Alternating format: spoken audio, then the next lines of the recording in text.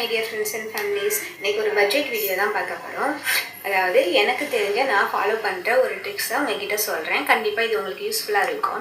நம்ம எவ்வளோ சேலரி வாங்கினாலும் நம்மளால் சேவிங்ஸ் பண்ண முடியலையா, மந்த் எண்டில் வந்து கையில் அமௌண்ட் நிற்க மாட்டேங்குதா, இதை கண்டிப்பாக ஃபாலோ பண்ணுங்கள்.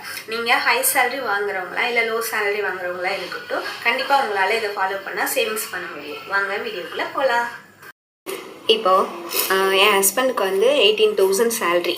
அதில் பிஎஃப் இஎஸ்ஐ பிடிச்சது போக 16,000 வந்து அக்கௌண்ட்டுக்கு ஏறும். அதில் ஃபஸ்ட்டு நான் என்ன பண்ணுவேன்னா 1,000 எடுத்து ஃபஸ்ட்டு உண்டியலில் சின்னதாக ஒரு சேவிங்ஸுக்காக உண்டியலில் போட்டுருவேன். மீதி வந்து 15,000 வந்து பேலன்ஸ் இருக்கும். இப்போ வீட்டு வாடகைக்கு பார்த்தீங்கன்னா 5,000 போயிடும். அது போக பேலன்ஸ் வந்து 10,000 இருக்கும். ஜுவல்லரி ஷாப்பு, அதாவது சீட்டு, நகைக்கு வந்து சீட்டு மந்த்லி 5,000 பே பண்ணிட்டு வரேன்னா, ஸோ அது வந்து சேவிங்ஸில் போயிடும். அதுக்கு 5,000 பே பண்ணது போக பேலன்ஸ் இந்த 5,000 வச்சு தான் என்ன பண்ணுவோம்னா அந்த மாத செலவு வந்து நாங்கள் பார்த்துப்போம்.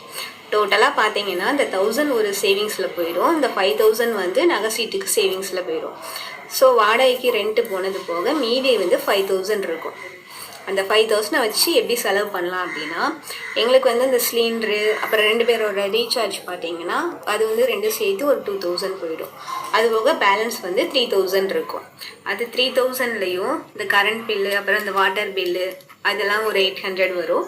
அது போக இந்த ஆட்டோவுக்கு போக வர அப்பப்போ எப்போவாது, ஸோ அதுக்குன்னு ஒரு 200 வந்து கையில் வச்சுப்போம். அது போக மீதி பேலன்ஸ் பார்த்தீங்கன்னா 3,000ல் 1,000 போக 2,000 இருக்கும். அந்த 2,000 வந்து இப்போ 4 வீக்ஸ் இருக்குன்னா 4 வீக்ஸ்லேயும் எப்படி பிரிச்சுப்போம் அப்படின்னா வீக்லி 500 ஸ்ப்ளிட் பண்ணிப்போம். ஓகேங்களா?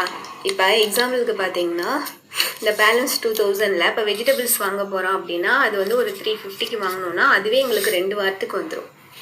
2 வாரத்துக்கு அப்படின்றப்ப இன்னும் ஒரு 2 வாரத்துக்கு ஒரு 350, ஸோ 700 போயிடுமா. ஆயில் பார்த்தீங்கன்னா வீக்லி ஒன்ஸ் தான் வாங்குவோம். ஸோ 4 வாரத்துக்கு ஒருப்பா இப்போ 100 அப்படின்னா 4 வாரத்துக்கு அப்படின்றப்ப 400 போயிடும். சிலிண்டருக்கு 1,300, ரீசார்ஜுக்கு 700, ஸோ 2,000 போன மீதி பேலன்ஸ் 3,000 இருக்கும். அதில் வந்து கரண்ட் பில் வாட்டர் பில் வந்து 800 போக ப்ளஸ் ஆட்டோவுக்கு 200 எப்போவுமே கையில் இருக்கும். ஸோ இதெல்லாம் செலவு இது போக பேலன்ஸ் 2,000 இருக்கும். இந்த 2,000 வச்சு தான் நான் என்ன பண்ணுறேன்னா இப்போ 4 வாரம் இருக்கா மந்த்துக்கு, 4 வாரத்துக்கு 500 ஸ்ப்ளிட் பண்ணிப்பேன். அந்த 500ல் பார்த்தீங்கன்னா 100 ரூபாய்க்கு இப்போ ஆயில் வாங்கினோம் அப்படின்னா அதுவே அந்த 1 வீக் ஃபுல்லாக எங்களுக்கு வரும். அப்போ 200க்கு வந்து வெஜிடபிள்ஸ் வாங்கிப்போம்.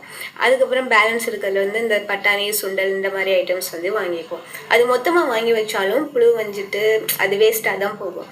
ஸோ யூஸ் பண்ணுறதுக்கு ஏற்ற மாதிரி அப்பப்போ வந்து சூப்பர் மார்க்கெட்டில் போயிட்டு அப்பப்போ மட்டும் வாங்கிக்கிறது. அப்போ தான் வேஸ்ட்டாகவும் போகாது. ஃபுட்டு வந்து எப்பயுமே நான் வேஸ்ட் பண்ண மாட்டேன், கரெக்டாக அளவாக தான் சமைப்பேன்.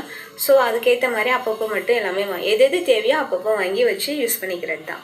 ஸோ வீக்லி 500க்குள்ளே தான் செலவாகும். 4 வீக்ஸுக்கு 500 அந்த மாதிரி ஸ்ப்ளிட் பண்ணிப்போம். அதோட முடிஞ்சு.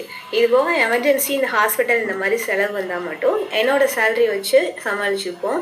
இப்போதைக்கு நான் ஒர்க்குக்கு போகல, ஸோ அதனால் அப்படி ஏதாவது தேவை அப்படின்னா அப்பா அம்மா கொடுப்பாங்க. ஹாஸ்பிட்டல் செலவு இந்த மாதிரி வந்தால் மட்டும், அவ்வளோதான்.